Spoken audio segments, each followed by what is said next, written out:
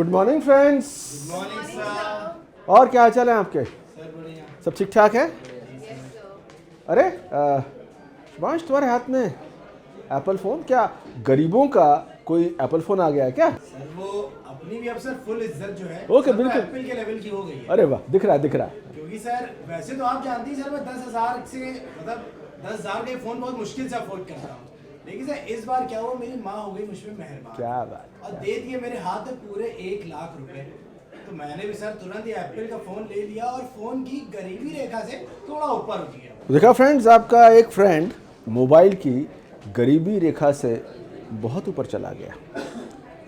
10,000 के Chinese phone वाले थे, अब ये 1 लाख के एप्पल फ़ोन वाले हो गए। हैसियत 10,000 की, लेकिन 1 लाख का आइटम बंदा अफोर्ड कैसे कर सकता है? इस सवाल उठता है। बहुत लोगों को बहुत आइटम्स की ज़रूरत होती है, लेकिन वो आइटम्स अफोर्ड नहीं कर सकते।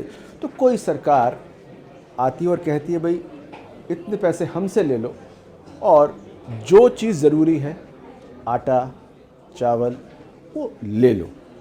तो जैसे इनकी माँ ने इनकी 10,000 की हैसियत को बढ़ाकर 1 लाख कर दिया था, 90,000 हम कह सकते हैं इनकी माँ ने इनको सब्सिडी दी। ऐसे ही अगर 40 रुपये किलो आटा है और मेरी हैसियत 5 रुपये किलो आटे से ज़्यादा खर्च करने की नहीं है, तो 35 रुपये का जो ब्रिज है, जो गैप है, अगर कोई फिल कर रहा है तो 35 रुपये हम कहेंगे इसको सब्सिडी। सब्सिडी को हम हिंदी में बोलते हैं अनुदान।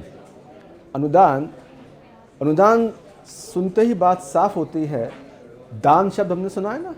दान दान हम देते हैं बिना इस बात की अपेक्षा किए हुए कि बदले में कुछ मिलेगा या नहीं मिलेगा। सरकार उस तरह का दान नहीं देती। कोई भी सरकार अगर कुछ देती है तो बदले में एक चीज़ की उम्मीद करती है। वो क्लास हालांकि हमारी इकोनॉमिक्स की नहीं है, वो क्लास पॉलिटिक्स की है, लेकिन कहानी होती है वोट। तो सब्सिडी का ताल्लुक बहुत बड़ी मात्रा में वोट से होता है। अब इनकी प्यारी माँ ने इन्हें 90,000 दिए। मैंने पिछली क्लास में बताया था आपको कि इस दुनिया में मुफ्त में कुछ नहीं मिलता सिवाय माँ के प्यार के। पिताजी भी आपकी उम्र के 25 साल बाद पूछते हैं कि बेटा चल क्या रहा है, फीस पे फीस लिए जा रहे हो, बदले में कुछ कर रहे हो या नहीं कर रहे हो।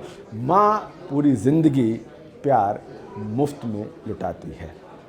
तो दान हो या अनुदान हो, एलिमेंट ये है कि भाई इसको हम इस तरह से देखें, इसको इस चीज़ की ज़रूरत है तो सरकार अपनी तरफ से, अब कहाँ देती है सरकार? सरकार खाद बहुत महंगी है, उसे सस्ता करने के लिए देती है। अनाज बहुत महंगा है, उसे सस्ता करने के लिए देती है।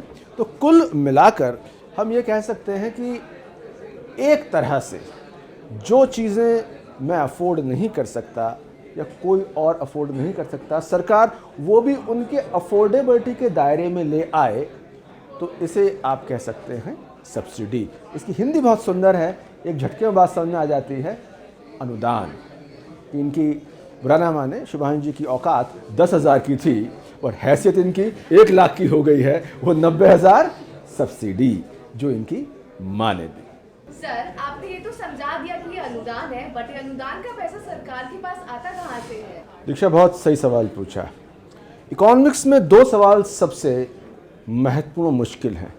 बजट में 2 सवाल सबसे महत्वपूर्ण मुश्किल है कि पैसा आए कहाँ से और पैसा जाए कहाँ से।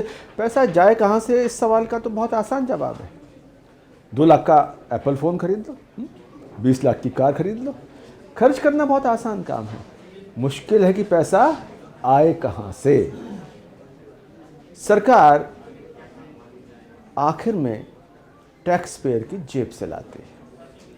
आप तरह तरह के टैक्स पे करते हैं, सरकार पैसा वहाँ से लाती है, लेकिन खर्च वहाँ करती है जहाँ सरकार की मर्जी होती है। तो जो सब्सिडी है, दान या अनुदान, सरकार आपके और मेरे पैसे से देती है। मूल बात यह है कि सरकार पैसा सब जगह से वसूलती है, देती वहाँ है जहाँ सरकार को लगता है दिया जाना चाहिए। दान का हकदार हर कोई नहीं होता ना, दान की कुछ महिमा बताई गई, दान किनको मिलना चाहिए।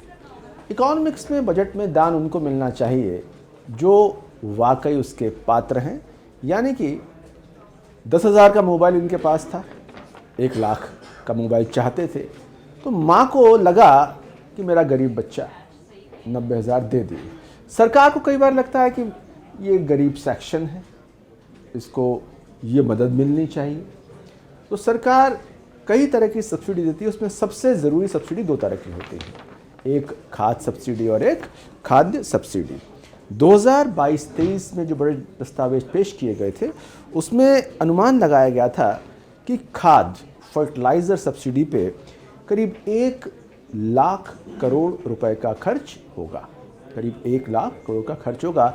मगर साल बीतते बीतते पता लग रहा है कि नहीं, इस पे 2.5 लाख करोड़ रुपए का खर्च हो सकता है। यानी कि जितना सरकार दान या अनुदान देना चाह रही थी उसका 2.5 गुना ज़्यादा उसको देना पड़ सकता है। यानी कि देखा होगा आपने ना कि खैरात का माल बटोरने बहुत लोग आ जाते हैं, है ना।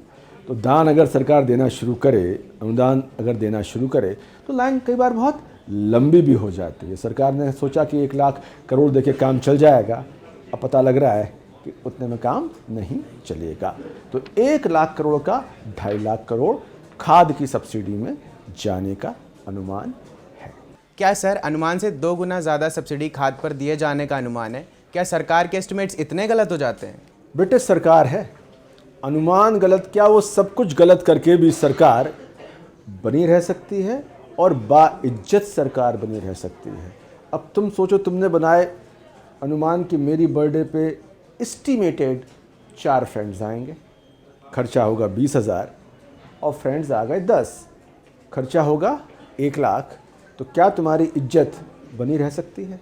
या तो फ्रेंड्स बेइज्जत करेंगे या होटल वाला बिल के लिए बेइज्जत करेगा, और अगर पापा ने बिल दे दिया तो पापा बेइज्जत करेंगे। यानी कि अनुमान गलत करना सरकार अफोर्ड कर सकती है, आम आदमी अफोर्ड नहीं कर सकता, वो चाहे सब्सिडी का हो, वो चाहे इनकम का हो। सर मेरा एक सवाल है, क्या हम सब्सिडी स्टार्ट करने के बाद उसे बंद भी कर सकते हैं?